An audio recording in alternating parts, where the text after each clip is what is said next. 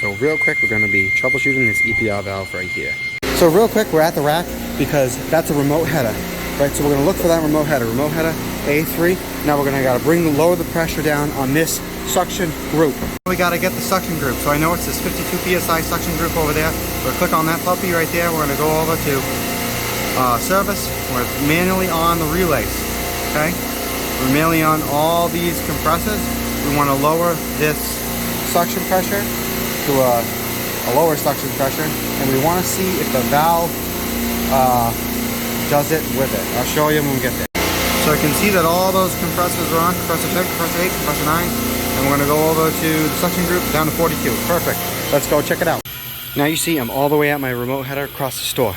You can see that the pressure, this red line going up to my gauges, is 37 psi. This blue line, right, going on the evaporator side of this EPR valve is 40. Okay, so this is lowering as that pressure lowers. This EPR valve is supposed to hold the pressure above it at a certain pressure. Okay, and so we can see that this is lowering, and now this is also lowering when there's no solenoid on it. The solenoid is shut off, right? So we can see that if there's no solenoid on it, the pin inside should be down, right, blocking that orifice and not allowing refrigerant to flow. So this is blatantly allowing, our case is pulling temperature right now, and there's nothing even engaging it. Now watch this. I'm gonna put this is your solenoid coil. Pick this up at United. Put it on it. Take it off. Put it on it. Take it off. It does nothing, right? Nothing. This valve is basically a potato. It doesn't do anything. Okay, the only pressure drop across it might be the pressure drop of the size of the orifice. Okay, it's not doing anything, you see. Typically, if you take your magnet off, this would raise in pressure. Okay, put your magnet on, and then it would drop in pressure. It's not doing that at all. Okay, so now let's just check this one last thing, is we're going to check this bypass.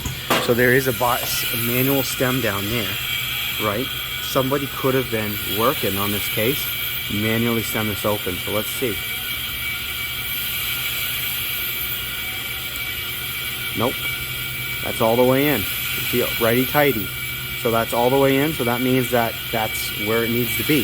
If you stem it all the way out, now this valve is open to rack pressure, right, all the way out. But this one was all the way in. So we know that this valve is junk. It is slammed open, and we have to replace it. So in order to replace it, you need to go to you need to take a picture of this side of the valve. You need to know this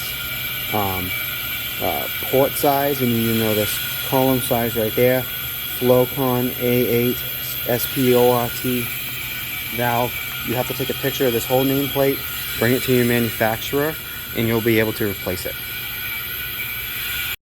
Just super quick to show you a comparison on one that's working. So this valve is working. Ready? 75, it keeps on going up because there's no solenoid coil on it. You can see it right there. I have that metal inside because you got to put the metal inside to keep the magnet going, or it'll burn itself out. Right? So you see it's just going to keep going up. Now I'm going to put this magnet on it.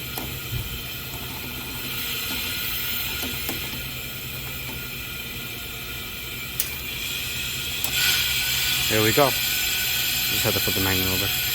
And you see that it just went right down. Good to go. Sometimes the magnets are kind of a little weak, so sometimes it may take some work. Right, now I'm going to take it off. See? Build them back up. Put the magnet on. You hear it feeding. Take it off. Another way too is you can even, manually stem open the bottom and kind of see, how that's working too. And you'll hear it start to feed. Now this isn't really so much of a test though, because if the valve wasn't feeding and you manually stemmed open the bottom, you see how it now goes down to rack pressure? Okay, that would be how you know that the valve isn't feeding.